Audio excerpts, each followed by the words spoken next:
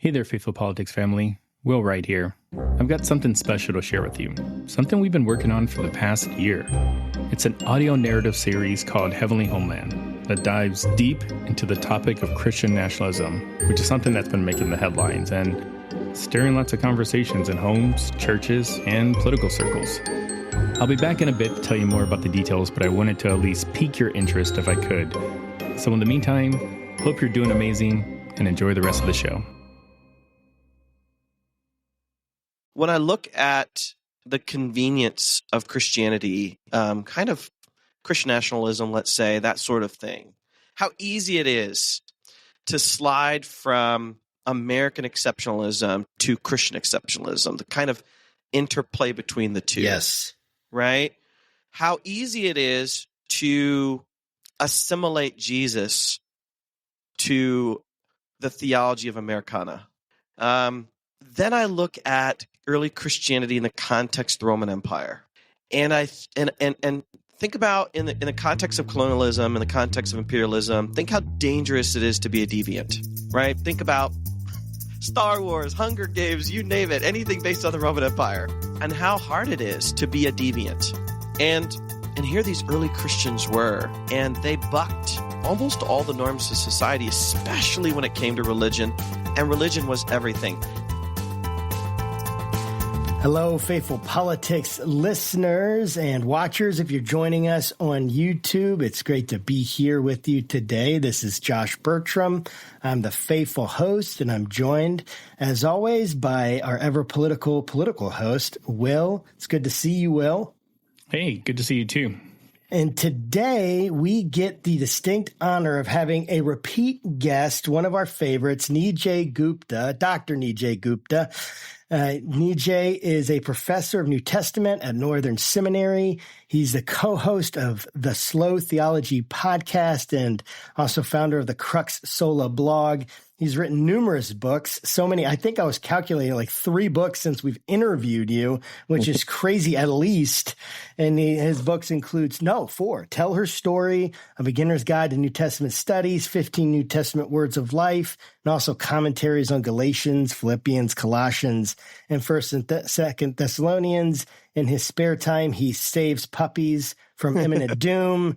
And he's also the co-editor with Scott McKnight, The State of New Testament Studies, and a senior translator with the New Living Translation. He lives in Portland, Oregon, and today we are talking about his latest book, Strange Religion, from Brazos Press. Nijay, thank you so much for joining us. Thanks, guys. Yeah, I need to get I don't know if it's 3 times or 4 times. I need to get some kind of certificate in the mail. You know what? We can make a certificate if that will make you feel good. We definitely can. I'm the kind of person that would appreciate a good old-fashioned certificate. I've got to ask: how heavily are you using ChatGPT to write these books? Because at the rate that you're, I'll tell you a funny story about ChatGPT. It's a little embarrassing, but I looked up who is Nijay Gupta? Just curious, right? Just curious. And what's funny is it comes up with wrong information. It has some correct information, but it comes with wrong information. I'll say Nijay has written a book on Revelation, and then I'll correct it and I'll say Nijay has not written a book on. It's like, my apologies. And then it'll say my information not always correct, and then I'll say, where did you get this information? And it'll say, we use these algorithms, this and that.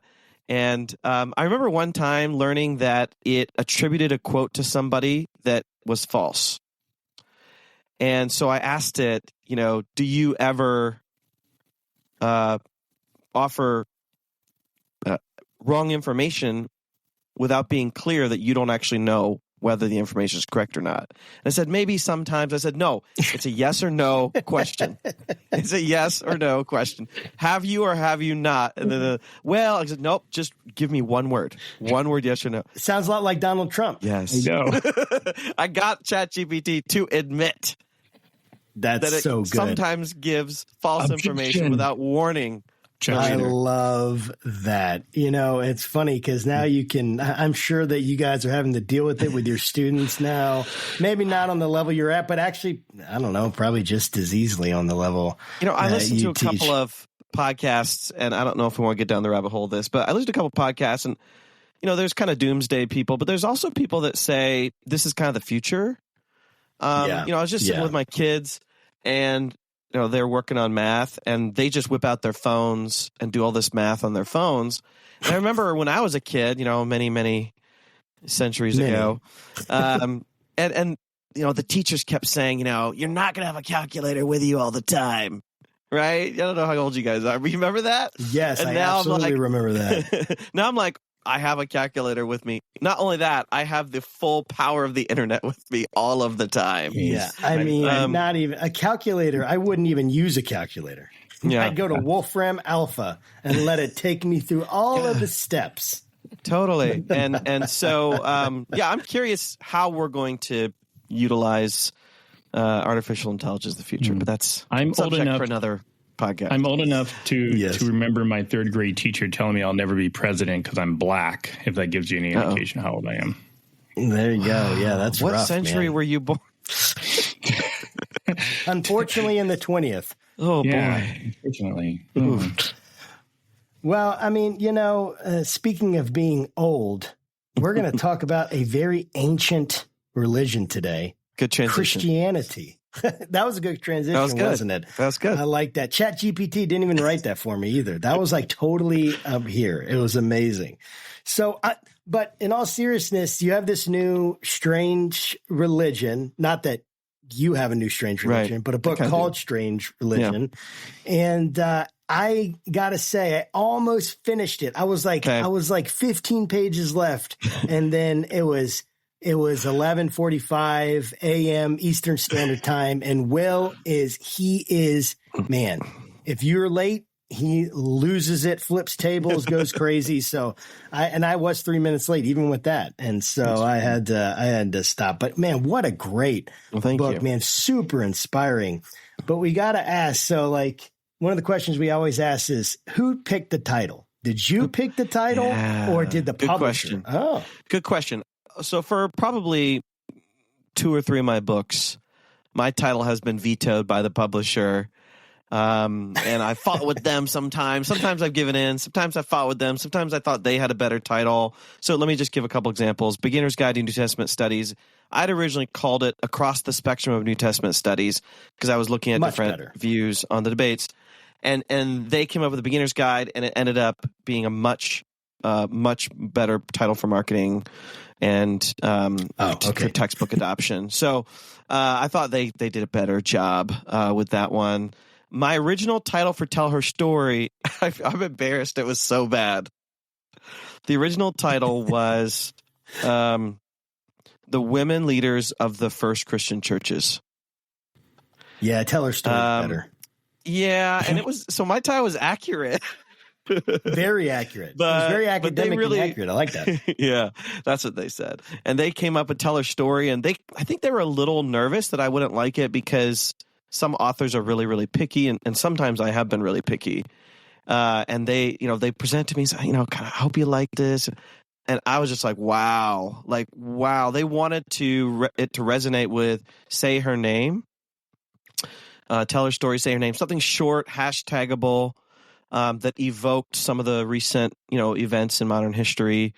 And then there's also interesting connection to Hamilton, Who Lives, Who Dies, Who Tells Their Story. That may have been in the mix as well for Tell Her Story. But with Strange Religion, this was me.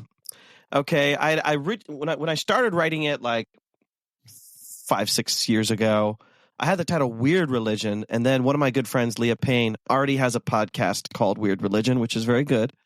So I changed it to Strange Religion, but so I titled it. Now, okay, you guys are getting really behind the scenes stuff here, so I don't know if I'm gonna get a little bit of trouble for this, but my subtitle was slightly different. My subtitle was How the First Christians Were Weird, Dangerous, and Attractive, and they encouraged me to change it to How the First Christians Were Weird, Dangerous, and Compelling.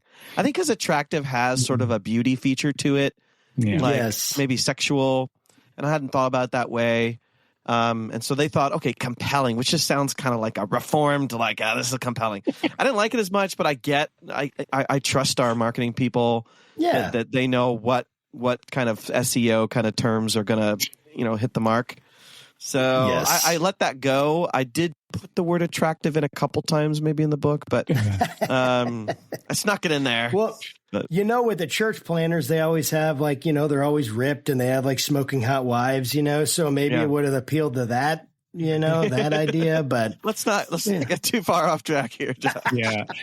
With the tell her story, I would have gone with the title, That's What She Said. Yeah. Well, man, okay. That's because of The Office, I couldn't do that. Good but point. Yeah. So I'm with her, maybe. I don't know. Yeah. Okay. So strange religion. What is strange religion? What's it all about? And are we talking about the Christian religion or multiple religions? Stay with us. We'll be right back. Hey, it's Will again to tell you about Heavenly Homeland, which is an ambitious project that draws from the past 4 years of our podcast to tell the story about Christian nationalism in 5 informative episodes. The episodes in the Heavenly Homeland series will address the belief that America was founded as a Christian nation, the separation of church and state, using the Bible as a tool of oppression, why evangelicals love Trump, and finally, an episode showing why not all Christians are Christian nationalists. We have over 24 experts from the world of academia, theology, constitutional law, mental health professionals, and so many more. The first episode airs on March 3rd, which happens to be the date Lemon v. Kurtzman was heard at the Supreme Court. And if you're wondering what that is, well, wait till episode 2. You'll learn all about it. The remaining episodes are going to air every Saturday after that. This documentary is an invitation to explore, to understand, and to engage in a conversation that's more important now than ever.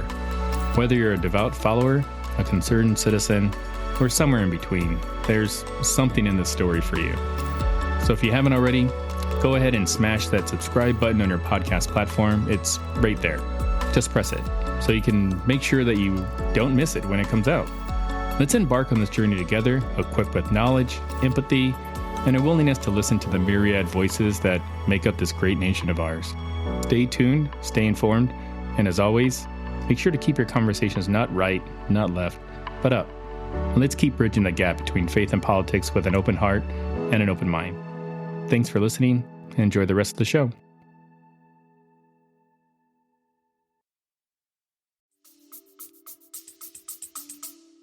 Right. Yeah. So what's the elevator pitch here? The reason I wrote this book is living in Portland, Oregon for the last 7-8 years, and living here through 2016 and following, the Trump era and the pandemic and some of the racial issues going on in the United States, and how this has been kind of hotbed for violence and destruction of property, looting, all kinds of stuff. I don't know why people come from out of town here just to fight, but they do. It's so I feel like we are kind of an amplification of a lot of stuff going on in the United States. And, Portland is a very unchurched and cynical place when it comes to Christianity.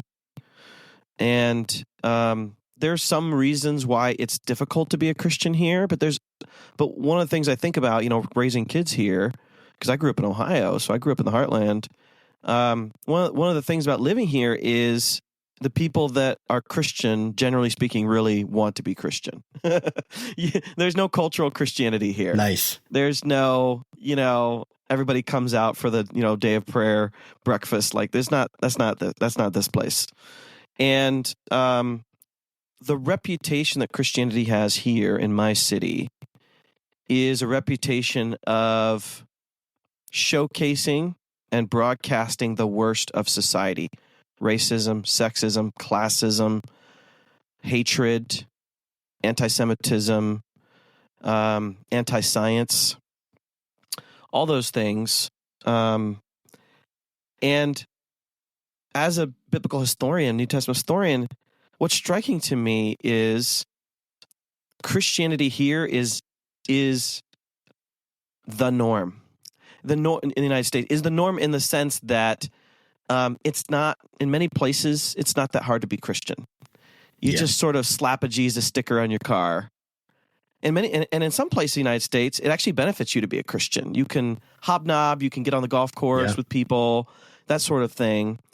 And what really struck me as dissonant is how much that is the opposite of the first Christians. So when I use the word strange or weird, I'm not talking about like weird hairstyles or weird clothes. I'm talking about deviants. These are deviants, people that, what does it take for people to step away from the safety, comfortability of the norm? And Portland people know that. I mean, they made famous keep Portland weird, keep things local. There are no Walmarts and McDonald's in the city. That's like blasphemy. Okay. You're not allowed here then, Josh. Will, you're welcome anytime. I've been to Portland many a day, and I'm a big fan of Voodoo Donuts. Okay, yeah, it's a little bit of a tourist trap, but you do have the Keep Portland Weird sign right by Voodoo Donuts. The reason I wrote the book is when I look at the convenience of Christianity, kind of Christian nationalism, let's say, that sort of thing, how easy it is to slide from American exceptionalism to Christian exceptionalism, the kind of interplay between the two. Yes. Right? How easy it is to assimilate Jesus to the theology of Americana. Yes. Then I look at early Christianity in the context of the Roman Empire. And I think about in the context of colonialism, in the context of imperialism, think how dangerous it is to be a deviant. Yes. Right? Think about Star Wars, Hunger Games, you name it, anything based on the Roman Empire. Yes. And how hard it is to be a deviant. I don't know if you watched Andor, loved it. It's hard to be a deviant. Rogue One, my favorite Star Wars movie. And here these early Christians were, and they bucked almost all the norms of society, especially when it came to religion, and religion was everything. And I was recently listening to a podcast that talked about how basically everyone is guided by their religion, even if their religion is not called a religion. Right? Whether you're Christian, Buddhist, atheist, whether you're cognizant of your quote-unquote religion, you might call it worldview, ideology, it's a driving force in your life. No doubt. And these early Christians, they were almost completely backwards. I want to read to you a quote here, and this comes from the ancient critic of Christianity named Celsus. And he says,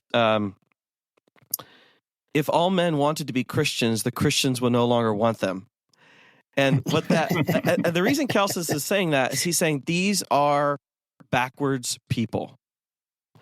They, like, you go right, they go left. You go up, they go down. You like black, they like white, or vice versa. And I think what he's trying to say is they don't fit. They're misfits. They're deviants. And this was a common critique of Christianity in the first couple of centuries.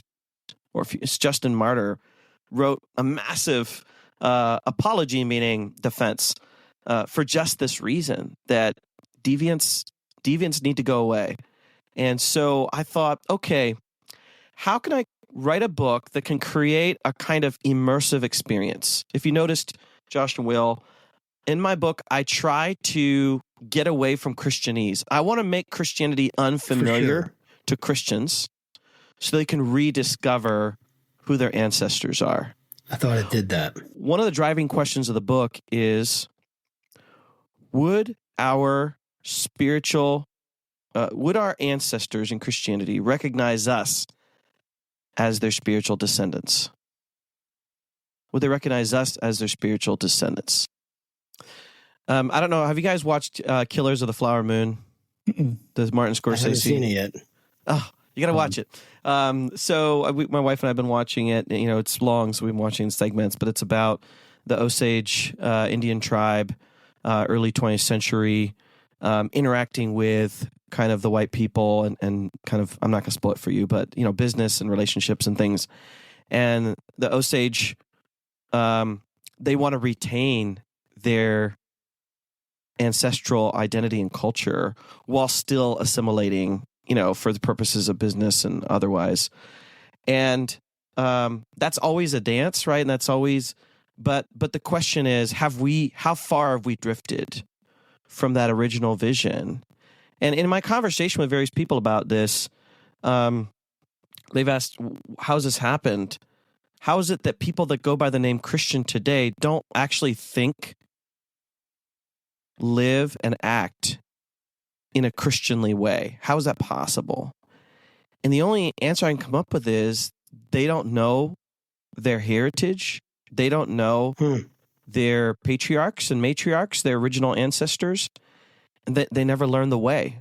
And a lot of this is they don't know their Bible, right? And we fail to catechize them into the way. Yeah. I'll let that be kind of a launching point.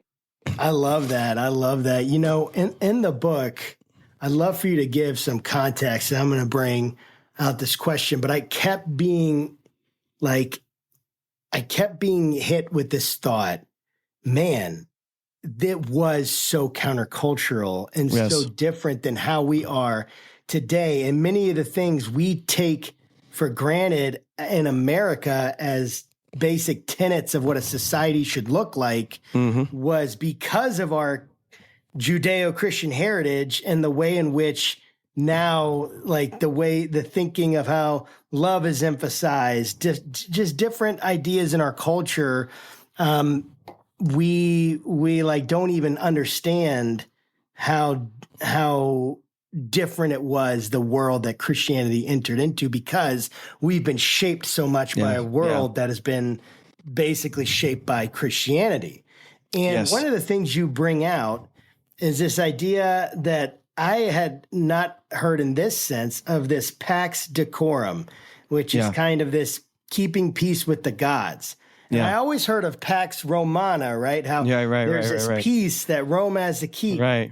What is that? Help us understand how early Christianity, like the world it came into, by understanding the Pax Decorum and the Pax Romana and how those two things were interconnected in the minds of first century people.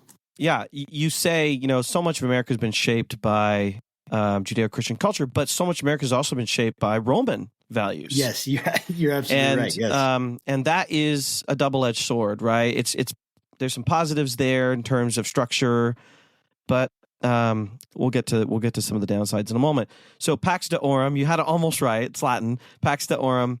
It means peace with the gods, keeping peace with the gods. So almost all ancient religions had a notion that gods are in charge and humans are subjects. Now, that's different than a lot of the shopping for a religion mentality we have today, right? If I can come door to door and I try to tell you about Jesus, it seems like I'm selling a product that you may choose or not choose for the benefit of your life.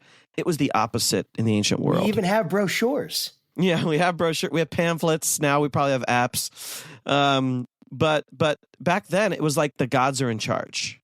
They're like divine magistrates and rulers. They have those titles. They have thrones. They have that ideology. And then humans are subjects, servants, whatever you call it.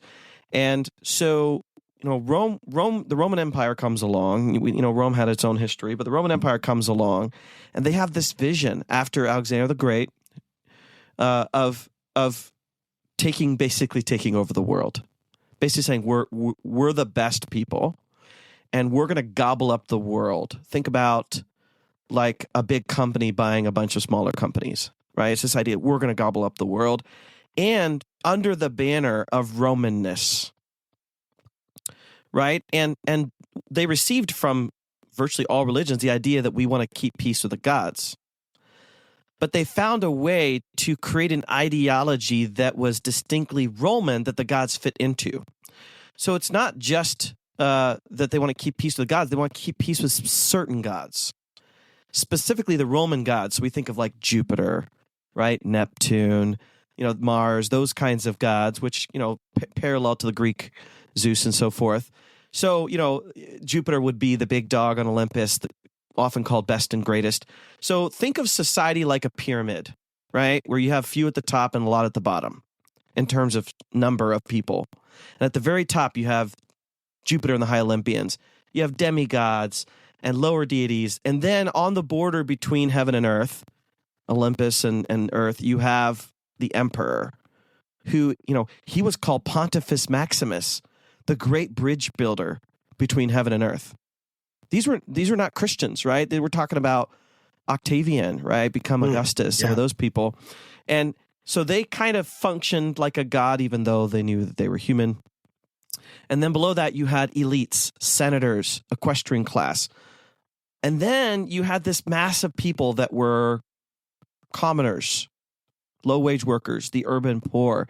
And then at the bottom of society, the gutter of society, you had slaves, criminals, foreigners, immigrants, and disabled people, essentially. And part of being Roman was an ideology of power, status, and hierarchy and fear. Right? Society had these clear echelons. They're the rulers and they're the ruled. They're the superior and they're inferior. So Rome was brilliant. They said anyone that wants to become part of our empire by conquest, we will conquer you. You're welcome to join us as long as you Romanize, as long as you assimilate. So any religion that comes in, there were all these religions from Egypt, from other parts of the East, in a sense, Judaism, as long as they Romanize, mean they find their seat at the table, recognizing the grandeur of Rome. Now, Jews had all kinds of different ways of doing this. They refused to worship the Roman deities, but they made a deal. Many of them made a deal. We won't make sacrifices to the emperor or to Jupiter, but we will pray for the emperor. So they were able to make some deals, so that they could kind of get by. Christians come along, and they completely broke all of the codes of how you would keep peace with the gods. If you didn't keep peace with the gods, Romans believed that you would incur wrath, and wrath could be pestilence, war, civil war, society breakdown, all those kinds of. They thought statues would shoot you with rays of lightning and fire and all kinds of stuff.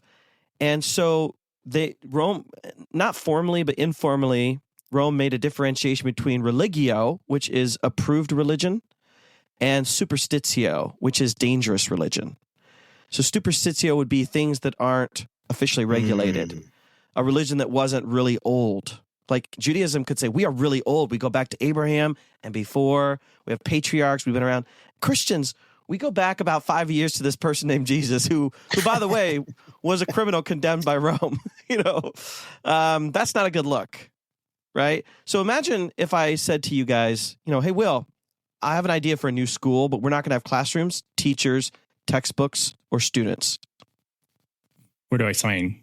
You'd say, how's that a school? It sounds weird. That's because he's from the West Coast. Yeah. There you go. He's like, can I still get an A? But this is what the Christians did, because the building blocks of religio, appropriate religion, successful religion, was temples, sacrifice, priests, and cult statues. And Christians didn't have any of those things. And there was a big thing where you want to respect the gods, but you don't want to get real intimate and close with the gods. That's dangerous. That's playing with fire. You go through professional routes. The example I use in the book, Josh might remember this, is fireworks. In some places in the Midwest where I'm from, anyone can buy fireworks pretty much anywhere and explode them in your backyard, hoping not to blow off all your fingers. But I lived in the great state of Massachusetts for 5 years, and they were very serious that fireworks are very dangerous and only professionals should handle them. So the individual is forbidden. The untrained individual is forbidden from handling fireworks. This is actually very similar to how Rome viewed religion. Let's leave it to the professional Roman priests. let's leave it to the temples. Let's not put religion in the hand of individuals, or they're going to blow their fingers off and other people's fingers too. Think about all the scared dogs out there, because people in Indiana are lighting all their firecrackers in their backyard. And Rome said, hey, we don't want to give religion to the individual, because it is an uncontainable power that will completely explode. And I've been just working in 1 Corinthians just this morning, and Paul says, you've been gifted in every way with every spiritual gift. God has held nothing back from you. So God has given you the $99 firecracker pack. The mortars, baby. Yeah. You know, when you go to the store, I don't know if you guys are in places where you sell firecrackers, but you go to the store and there's like the little pack, and then there's the big one, and then there's like the humongous one with everything that's like $300. Like, that's what Paul's saying. It's like, you've been given that. And then we say, oh, it's volatile. You say, this is the power of God that's been given to you. Nothing has been withheld. And can you imagine how dangerous that is? Imagine how dangerous spiritually, politically, economically that is. Think about when in the book of Acts, when Paul and Silas are in Philippi, and there's this woman who is possessed by a spirit, like a divination spirit, and able to predict these things, do these things, and Paul gets annoyed and he casts out the demon. And this was an economic problem because the masters of that person make money off of her, right? We're not just talking about religion. Religion is tied to economics. Livelihood. It's tied to politics. It's tied to civic life. It's tied to livelihood, right? Religion wasn't just one part of life to make your life better. It was everything, and it was connected to everything. And these early Christians in Book of Acts chapter 17, they're turning the world upside down. That's another way of saying they were strange and dangerous, but also interesting and to some compelling. You know, what's weird is, you know, so I follow politics more than I follow religion, but, Sure. You know, in a lot of the debates that are going on, especially about religion in the public square, is, you know, Christians are losing their sense of religious liberty, or, you know, Christians are being oppressed. And I'd be curious to find out how does our supposed level of religious oppression in sort of the modern era, you know, equate to the religious liberty or freedoms that they had kind of back in the Greco-Roman world. I mean, because I've always, you know, assumed that those that are sort of espousing, Christians are being oppressed or being, you know, persecuted, you know, are hearkening back to a time when Christians weren't persecuted or oppressed. So I'd love to kind of just get your thoughts of that. Yeah. Well, again, it was different in the Roman world because Rome had a tolerance policy, generally speaking, you know, the more the merrier in terms of religion and gods, as long as it was Romanized. And they had people that would check up on these things. And you just didn't want to get out of control. And you didn't want anything that was anti-Roman. That would be the end of it. They would go napalm on you if you did that. I don't know how the Christians survived that. Today, I think what seems like religious oppression is actually just a sort of Christian culture. It's not really the religion that's being persecuted. It's the way that Christians are behaving. You know, real religious discrimination is discriminating against the religion and the practice of religion and the worship of gods. What often we're seeing is just one person's nastiness against another person's nastiness.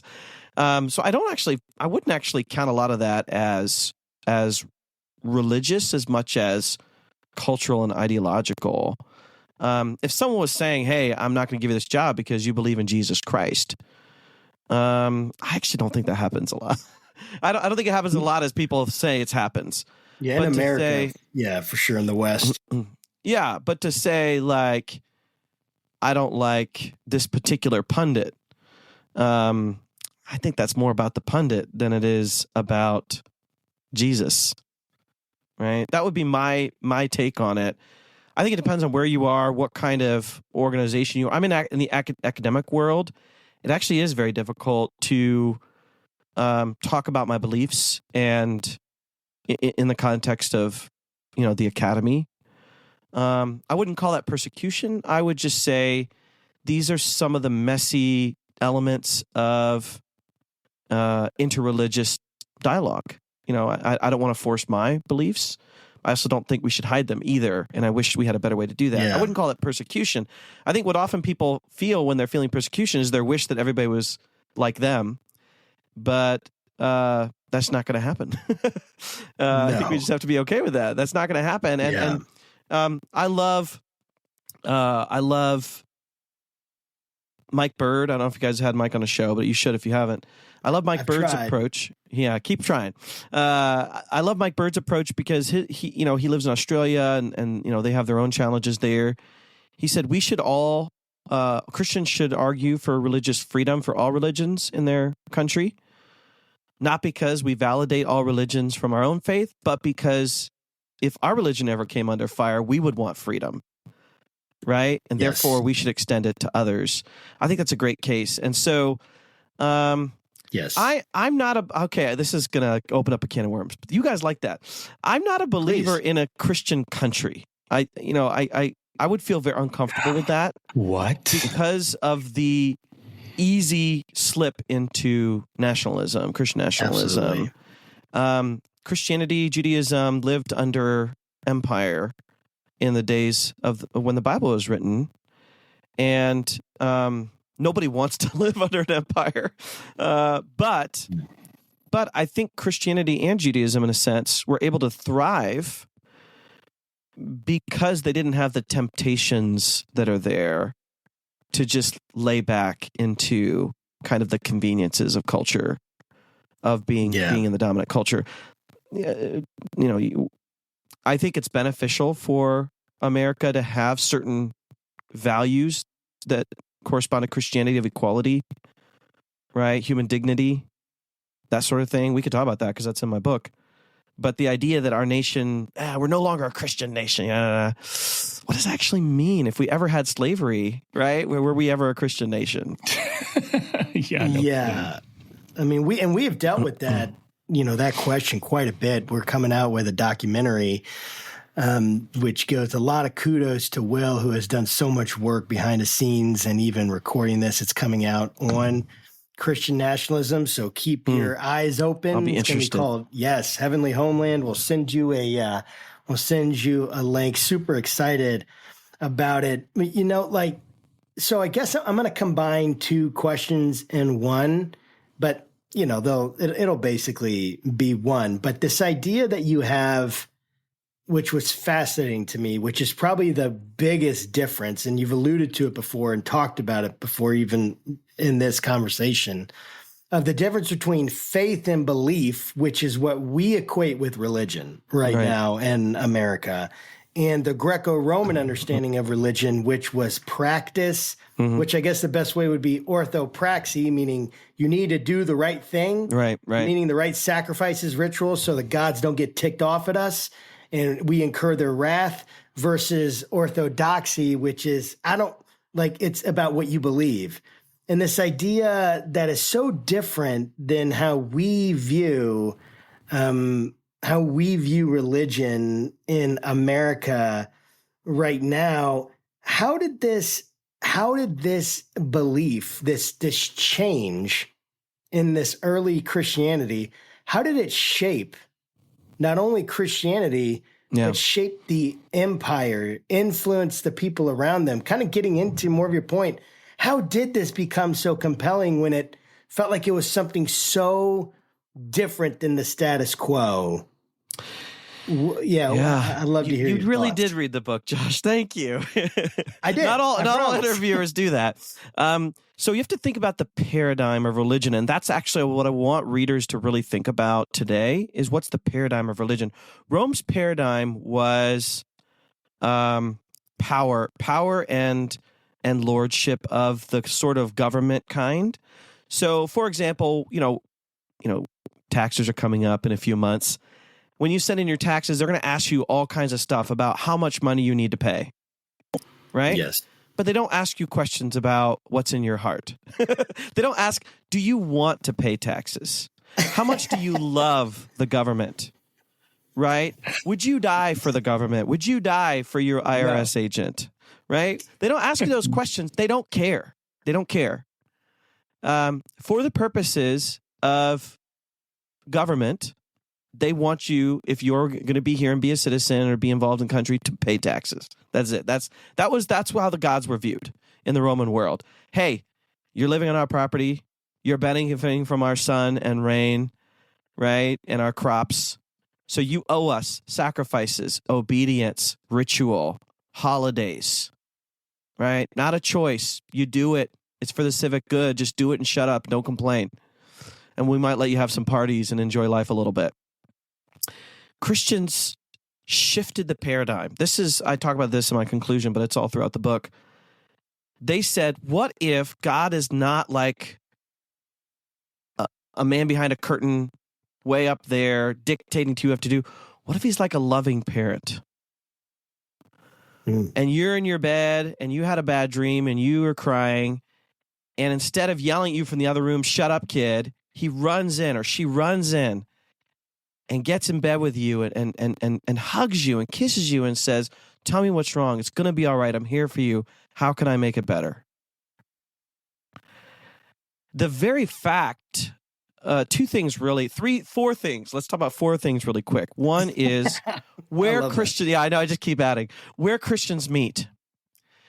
I used to think, they met in homes because they had nowhere else. Maybe, but the home became a really important place to meet. If I have a friend that I'm meeting with and I meet them at a mall, it's a different vibe than if I meet them in a restaurant, than if I meet them in my home, right? Yes. If I meet them at home, there's a natural intimacy there. So number one, the people who met in homes, around a table, around their dinner table, or around a common dinner table. Number two, calling God Father and Jesus Son is huge. You didn't typically in the Roman world call God Father. You call God Lord, Master, Sovereign, Regent, Deity, Protector, Savior. But Father, I mean, you could use it in the sense of patron, but it wasn't extremely common. And you were really concerned to get their name right. There's all these provisos because you don't want to get struck by lightning. But here, Jesus says, you can pray to my Father using the same intimate language I use of Abba. It doesn't really mean daddy, but it is a term of inner family endearment, right? And number three, the amount that love language appears in the Bible. This is really striking. In Greco-Roman religion, you really use the word for love, not in the way Christians use it. You might use the word love like commitment to, I'm committed to my gods. But when Jesus and Paul and the apostles use it, they actually mean love the way we think of love as deep affection. I love Philippians chapter 1, I think verses 8, maybe 9. Paul says, God's my witness, how I long for you with the affections of Jesus Christ. And the word affections there is splanchna, the guts, the bowels, the inner bowels of Jesus Christ. As if in heaven there's this sort of guts machine that's always producing love that flows out to us. I love that. Yeah, that's the image. He says, I love you with the guts, with the emotional guts of Jesus Christ.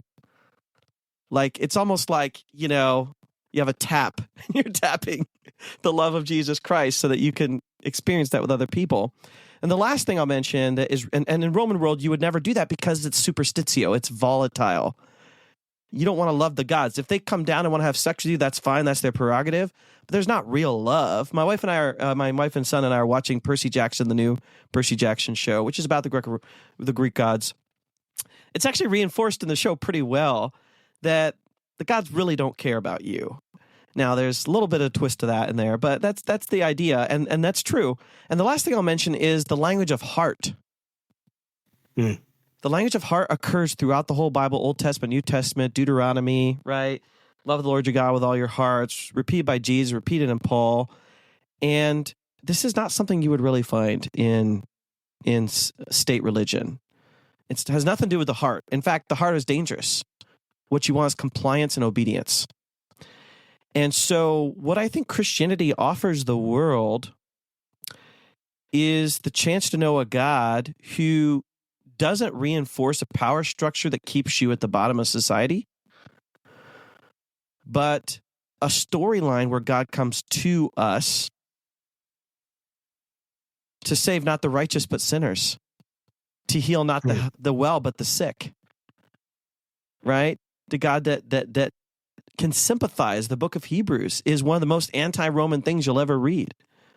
Wow. The God who lives among us and sympathizes with us. It's a profound mystery. And so what I think Christians, would-be Christians of the first century, found compelling, many of them, was Rome left them out.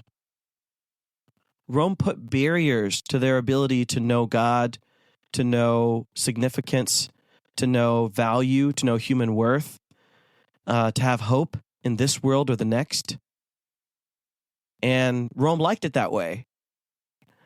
And here Jesus Christ says, why are you weeping? Right? Yeah. And he says on the road to Emmaus, the brides say, oh, wasn't our hearts burning? Right? I mean, it's a powerful thing. So the heart becomes important because everyone has a heart. Everyone has a heart, and anyone with a heart can connect with the heart of God. I mean, that's the story you would not hear in the Roman world. Yeah. You know, I'm curious, and I don't know if this is just a byproduct of me growing up in Southern California, but what, and this may or may not be related to your book, but it was a question that came to mind as you were talking about the distinction between sort of Greco-Roman gods and Christianity. But like, why is it when I was in high school, I learned about the Greek gods, but I wasn't allowed to learn about Jesus? Right. Yeah. I mean, you're an academic. I figure maybe there's got to be some answer to that. I mean, who knows? Maybe I would have avoided making a ton of mistakes. I mean, I came to faith very late in life. So, I'm curious. So first of all, it depends on what state you live in. Depends on what state you live in. Good point. I actually took a Bible as literature class in a public high school in North Central Ohio. So you never know what you're going to get. Not surprised. But I think it has something to do with American politics and of the separation of church and state. I lived in England for 3 years, and they have mandatory religious education in England, which is a more secularized society than America is. So I think it's just some of the peculiarities that we have. But I'll tell you what, and I think this has been true for a long time in America, but it's become accelerated in the last 10 years. We don't know how to talk about religion. Yeah. In society, in politics, in education.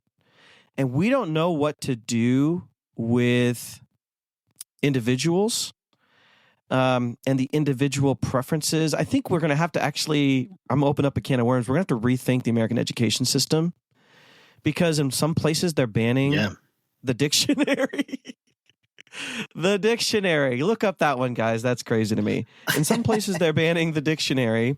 And in other places, they don't talk. They can talk about every religion except Christianity. That's not helping our young people learn how to live in a diverse intellectual world. No.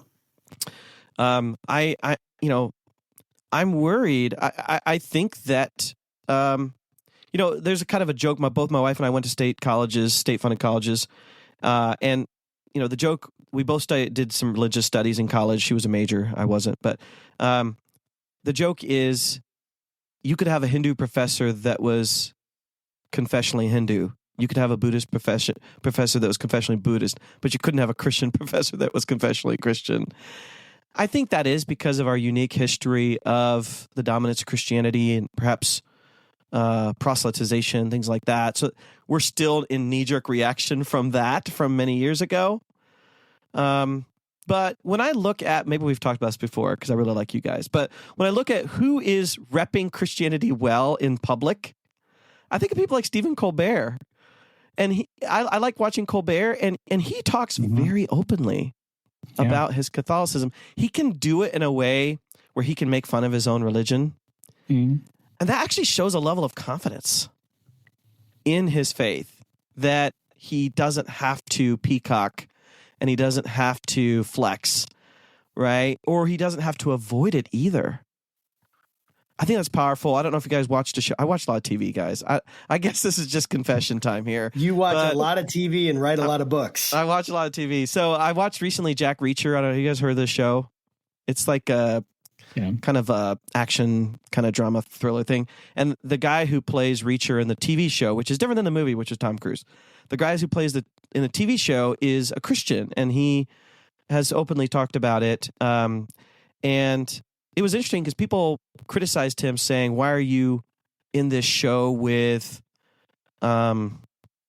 violence and sexual context and things like that? And he had a great answer. You guys should watch it. He talked about the power of storytelling. When you talk about the brokenness of society, we need to tell those stories. He didn't shy away from that. So going back to Will's question, I think the problem we're facing is trying to please people by suppressing religion, suppressing those conversations. By doing that, we're not training young people how to have nonviolent conversations about things with which we disagree. I've been talking about this with people because it's so funny. Have you seen the AI-generated images of Trump and Biden hugging? No, so there's you should watch it. So it's like they asked AI art generate images of Biden and Trump as friends. And it has them hugging, it has them cooking together in like sweaters, and it has them like sitting and having coffee. And I tell you what, it's funny, but it's also powerfully inspiring. Can we, when I think of civil discourse, right? Civility. This is right up the alley of this podcast. I'm glad we're hitting the nail on the head here. When I think about civility, right? Synonyms I think of are being nice or being polite. But if you go back to the root of the word civility, it comes from civis, which means city, the city. Right? And so to be civil is to learn how to exist together in a political community, to exist together in a mutually beneficial community, in spite of differences and perhaps even with the benefit of differences. And so what I hope for our education system is, so for example, like my daughter who's 12, in her middle school class, they're studying religion. And they're studying different religions. They are well studying Christianity as well as other religions. I'm sure it's a short section on the atrocities of Christianity. But, it was funny. Some of my daughter's friends were over and there's like, why doesn't Nijay come in and teach, that? I was like, I don't think they're going to ask me to do that. But I've been actually asked to talk about, when my daughter was even younger at elementary school, I was asked to come in and talk about my conversion from Hinduism to Christianity and talk about some of the good things about Hinduism, some of the good things about Christianity. So here's the question. Could I come into a school and talk about Christianity? Yes, I would love that. But could I also come to a school and talk about Hinduism and my experience in Hinduism and say neutral and positive things about Hinduism? I can. Yeah. So I think there's a question of our confidence in God to be able to have civil education-focused conversations. So the missionary William Carey, long time ago, went to India to be a Christian missionary, and one of the first things he did was translate the Hindu sacred texts into English. Wow! Because he wanted to understand them, right? And that's what we want. Amazing. That's what we want in society. We want understanding, right? Before I can have a critical conversation about your religion, I need to understand your religion. I need to understand why you love your religion. Yes, absolutely. And so Will had he had to jump off. He wasn't just offended. No, he was not offended. You did not offend him. Okay. No worries at all.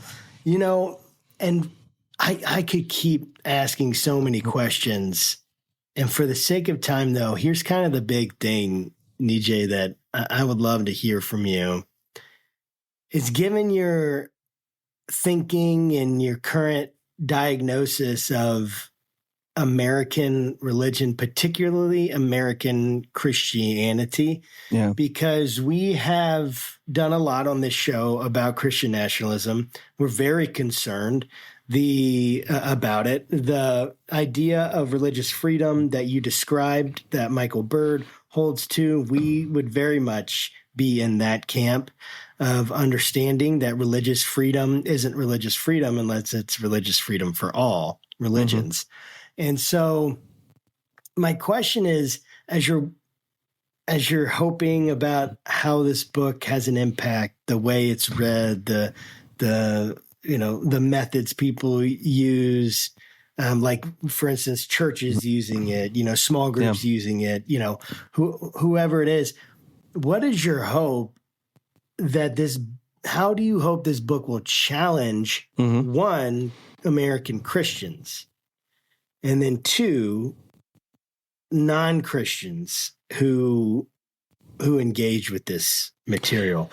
Yeah. First one, I've been thinking a lot about this. I think it's a great question. So what I think happens with a lot of people who kind of embrace their Christianity or they become Christian, the natural tendency is to just add Jesus to your existing life. Kind of like a blanket, just putting a blanket over your life. And you're hoping it'll be warm and cozy and comfortable and helpful. And that's not what the earliest Christians did, right? So I take like Philippians chapter 3, where Paul says, I lose all things. I've suffered the loss of all things to know Christ, to be found in him, and so forth. So I think what that involves is Paul was talking about his ethnic identity, his heritage, all that, but he didn't actually lose it. What he means is I had to let go of that so I could re-embrace those things with Christ at the center. He wasn't just saying, I'm no longer Jewish. I no longer am the kid of my parents. No, he still is, but he had to say what used to be the structure of my life had to be completely evaluated, not just 1% evaluated, not just 10%, completely reevaluated. And what the early Christians did is they said, we have to take apart the entire, think about it like a Lego project. I have to take apart the entire thing, put Jesus at the center, and then build everything around that. And that's going to mean service is at the center. That's going to mean grace is at the center. That means compassion is at the center. That means honesty is at the center. And that's why we have a reputation issue right now with Christianity, is we didn't put the spiritual, theological, political, social, economic, and moral DNA as the base code of our identity. And because we didn't do that, we don't behave Christianly. We don't think Christianly, many of us. And we catch glimpses of that, right, of the good that we see in various people like Martin Luther King Jr. or Eugene Peterson, a variety of great people out there. But I think the challenge that we're facing is we don't think and act Christianly. So what's the solution to that? That's why I wrote the book. We got to go back to the beginning and back to the basics. We have to start over, and we do that. I'm not just saying everybody has to read my book to be a Christian, but with the Bible, we've forgotten our heritage. We've forgotten our foundation, right? Yes. And I think that's one of the best ways to do it. And we have to have the right heroes and saints. I've mentioned this on a couple of podcasts, but I'll say it here because it fits with what you guys want to talk about. One of my great disappointments in recent political debates is when Vivek Ramaswamy, who's Indian, said, when I'm president, if anyone hits us, I will hit them 10 times harder. Wow. And if I could talk to Vivek, I would say to him, neither is that an Indian value, a Hindu value, nor is that a Jewish Judeo-Christian value. Judeo-Christian value would say, you hit me, I want to sit down with you and figure out what's the problem and come to a peaceable solution. We've forgotten, right? Vivek can talk the talk of Judeo-Christian values. But at the end of the day, he probably hasn't actually read the teachings of Jesus, because Jesus said, turn the other cheek. Jesus said, don't resist an evil person. Jesus said, if they ask you to carry their pack 1 mile, carry it 2, right? So I think we have to go back and say, does my life actually look like the goodness, humility, charity, and grace of Jesus Christ and the creedal apostles who said, I want to live like Jesus? That's so good, Nijay. I love that. How do people get involved with your work? How can they keep up with your work? And kind of what's your next project? I noticed online that you had, there's like a book club, but I think that's probably closed at this point. Maybe not a book club, but a launch group or whatever. But how can they follow you so that they can be aware of your next projects? And get involved and stuff like that? Yeah, the best place is to listen to our podcast, AJ Swoboda and I, Dr. AJ, called Slow Theology. We actually talk about people who are really struggling with their faith. And AJ and I, we don't try to just put a Band-Aid on it. We want to actually journey through the messy issues of what I call ugly Christianity, human suffering, deconstruction and doubt, disappointment, disenchantment with Christianity. And we just have honest conversations. So that's the best place to follow me. I'm on social media, but I hope folks who like this will check out our podcast. That's really good. That's awesome. Well, thanks so much for being on the show today, Nijay. It's been a pleasure, and we want everyone to read your book for sure, Strange Religion. And pastors, if you're listening, it'd be a great one to read and take your congregations through. I'm considering it and thinking about how I can do it myself. So I just want to encourage you guys to do that. Nijay, thank you for being with us. And until next time, let's not keep our conversations left or right, but up. God bless, guys, and we'll see you soon.